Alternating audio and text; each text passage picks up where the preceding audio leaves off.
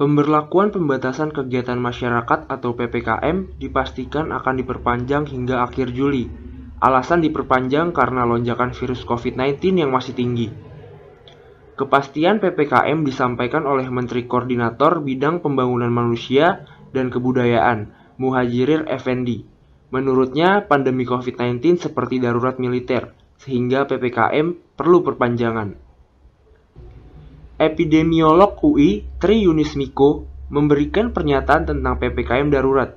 Menurutnya, PPKM darurat dapat dihentikan jika jumlah pasien di rumah sakit menurun sekitar 70%. Program vaksinasi menurut Presiden Jokowi perlu dievaluasi. Menteri Kesehatan diamanatkan agar lebih bertanggung jawab dengan proses pembagian vaksin.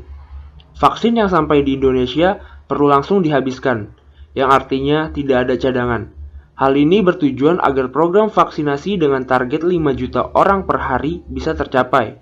Ada 3 provinsi yang akan difokuskan pemerintah, yaitu Jawa Barat, Jawa Tengah, dan Banten. Oksigen yang juga banyak dipermasalahkan, sebetulnya terdapat cukup industri di Indonesia yang bisa memproduksi oksigen.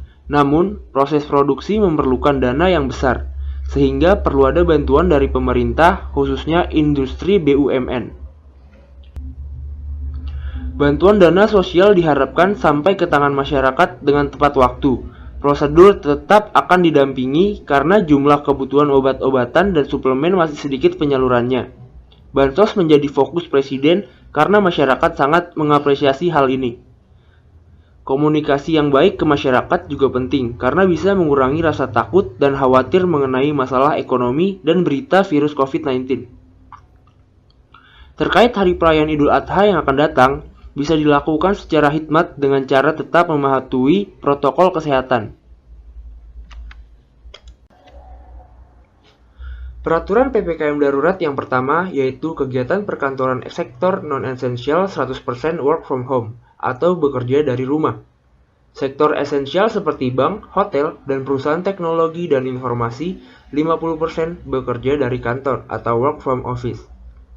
Sektor kritikal seperti energi, kesehatan, industri makanan atau minuman, dan lainnya diperbolehkan 100% work from office atau bekerja dari kantor dengan pengetatan prokes.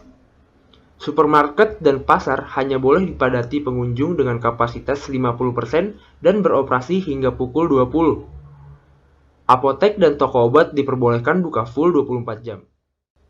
Kegiatan belajar mengajar juga dari rumah alias daring. Dan mal tutup sementara. Apabila hendak memesan makanan di restoran, dine-in tidak diperbolehkan, hanya boleh delivery atau dibawa pulang.